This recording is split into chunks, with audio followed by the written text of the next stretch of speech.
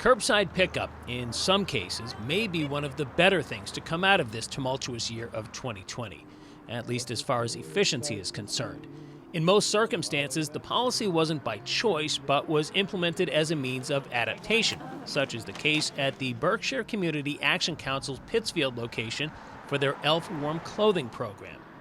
We typically in the past haven't done Saturdays for the pickups for our families to get their clothing for their children, but this year, due to COVID, we aren't allowed to let families into our building. So it's worked really well for families to drive up to our office.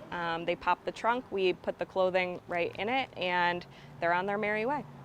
The BCAC Warm Clothing Program targets children ages 12 and under from low-income families in the Berkshires and provides a care package of winter essentials for them. The stocked shelves inside the warehouse appear to be a healthy indicator for this year's offering. In general, once the calendar switches over to November, there's usually an uptick in donations to this and other organizations like it, coming from those who are fortunate enough to have an abundance. It seems like just about every year around this time, I can usually go into my closet, find a jacket or two that I probably haven't worn in a few years, bag them up, and then donate them to a worthy cause. But in this case, I don't think I have anything that fits somebody that would fall into that age 0 to 12 demographic. But it's more than just the age. The ELF program is unique in that nothing that they package up has ever been worn before.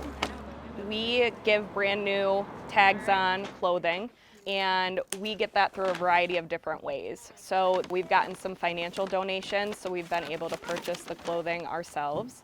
We also have families that will sponsor a child, so we send them the child's age and their sizes for their coat, boot, pants, shirt, and they purchase that clothing, drop it off to us, and then we give it to the family.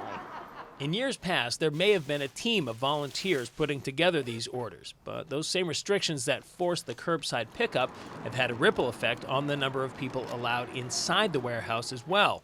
Hence the two-person assembly line of employees, Melissa and Stephanie.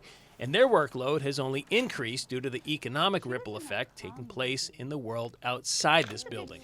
There's been a big spike in the people that need services this year. There's a lot more people out of work. A lot of the sponsors that sponsored last year are actually clients this year. So it was very difficult for us to find sponsors this year.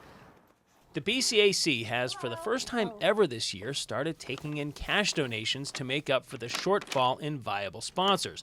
So far, it appears to be working. But the long-term financial forecast beyond just the ELF program may pose its own series of challenges. I think there's going to be a lot of needs this year, and BCAC is going to have to look at it with a different approach and see what we can do to fill those needs. It's not just going to be fuel and ELF, though those are very important, but I think there's going to be a lot of needs.